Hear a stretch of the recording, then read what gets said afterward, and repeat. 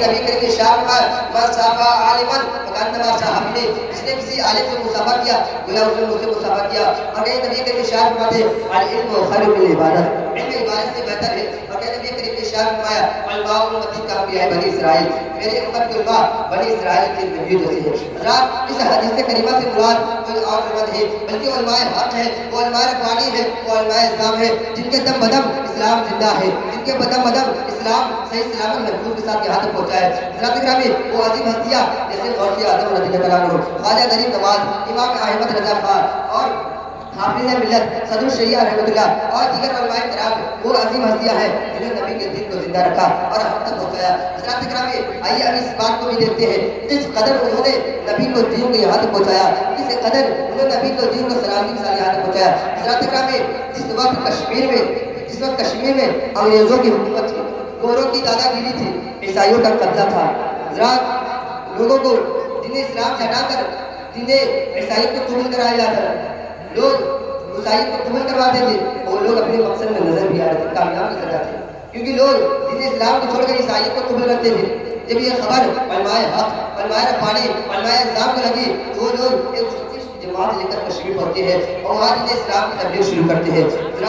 جب وہاں دین اسلام کی تبلیغ شروع کرتے ہیں تب وہاں کے پادریوں نے دیکھا کہ چند مولوی آ کر یہاں دین اسلام کی تبلیغ کر رہے ہیں تو انہوں نے سوچا کہ میٹنگ پہ میٹنگ کرنے لگے، ان علماء کرام کو کیسے یہاں سے ہٹایا جائے. میٹنگ پہ میٹنگ کرنے لگے، ان علماء کرام کو یہاں سے کیسے بھگایا جائے. میٹنگ پہ میٹنگ کرنے لگے، ان علماء کرام کے خلاف کیسے الزام ثابت کیا جائے. حضرات وہ لوگ اس بات پر تھے کہ حکومت تو ہماری ہے، بڑے بڑے عہدوں پر ہم ہی فائز ہوئے ہیں، ہم ہی کامیاب ہوئے ہیں، لیکن اس غلط خیال کو لے کر حاکم وقت پر پہنچتے ہیں، حاکم وقت کے پاس پہنچتے ہیں، یعنی جو اس وقت کا بادشاہ تھا اس کے وقت پاس جاتے ہیں اور کہتے ہیں کہ چند مولوی آ کر یہاں فتنہ اور فساد ڈالے ہیں، جھگڑا پیدا کرا رہے ہیں. حضرات حاکم نے کہا ان کے خلاف کوئی ثبوت قائم کرو تب میں ان کو سزا دوں گا. تو پادریوں میں سے ایک پادری نے کہا حاکم صاحب میں ان کے خلاف ایک ثبوت دیتا ہوں، ان کے نبی کی حدیث سناتا ہوں علماء امتی کا انبیاء بنی اسرائیل کہ وہ لوگ اس حدیث کو مانے انہیں چھوڑ دیا جائے. حضرات جب حاکم نے ان مولویوں کو بلایا اور پوچھا تم لوگ کون ہو تو علماء حق نے کہا ہم علماء حق ہے،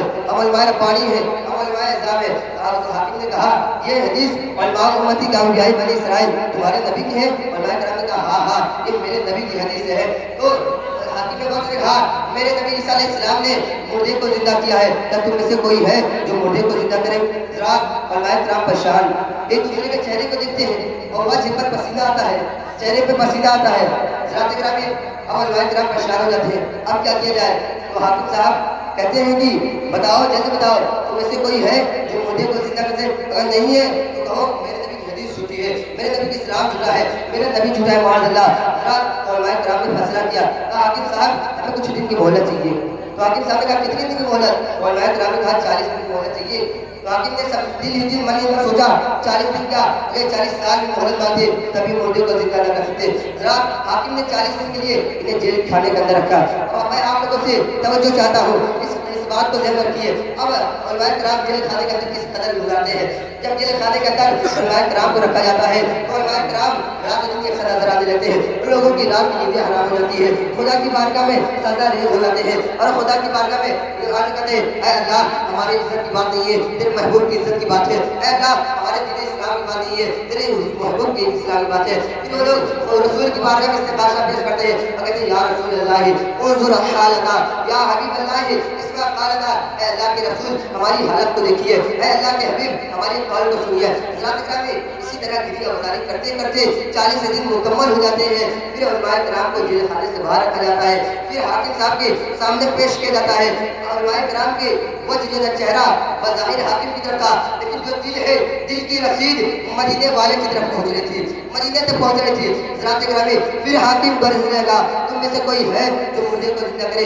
دل کی بات دل کی سخن مدینے تک پہنچ رہی تھی. حضرات جب مدینے تک پہنچی تو نبی کریم صلی اللہ علیہ وسلم نے سید علی حمدانی رحمۃ اللہ علیہ جو حمدان میں رہتے تھے کہا بیٹے جلد سے جلد کشمیر پہنچے، وہاں ہمارے چند غلام پھنسے ہوئے انہیں سچا ثابت کر دو. حضرت سید علی حمدانی رحمۃ اللہ علیہ حمدان سے اتنی تیز رفتار سے آتے ہیں گویا کہ ان کا ایک قدم حمدان میں تھا دوسرا قدم کشمیر پہنچ گیا. حضرات کرام جب سید علی حمدانی رحمۃ اللہ علیہ پہنچتے ہیں تو حاکم گرج ہی رہا تھا. تو سید علی حمدانی رحمۃ اللہ علیہ جلال میں آتے ہیں، غصے میں آتے ہیں، کہتے ہیں اے حاکم تو تیرے نبی نے عیسیٰ علیہ السلام نے مردے کو زندہ کیا ہے، یہ بات حق ہے، لیکن تم میں سے کوئی ہے جو مردے کو زندہ کر دے؟ تم میں سے کوئی ہے جو مردے کو زندہ کر دے؟ مجھے دیکھ، میں نبی نہیں ہوں، میں غلام نبی ہوں، میں نبی نہیں ہوں، میں آل نبی ہوں، تو ایک مردے کی بات کرتا ہے، چل قبرستان چل، پورے مردے کو زندہ کر دوں گا۔ حضرات جب اس بات کو سنتا ہے حاکم کے چہرے سے پسینہ آتا ہے، اور جتنے علماء حق تھے، علماء ربانی تھے، علماء کرام تھے، وہ لوگ خدا کے شکر میں خدا کے سجدہ ریز ہو جاتے ہیں۔ حضرات گرامی، انہیں خدا کی بارگاہ میں سجدہ ریز ہو جاتے ہیں۔ اب حاکم نے کہا ٹھیک ہے چلیے قبرستان، تو سید علی حمدانی رحمۃ اللہ علیہ نے کہا میری بھی ایک شرط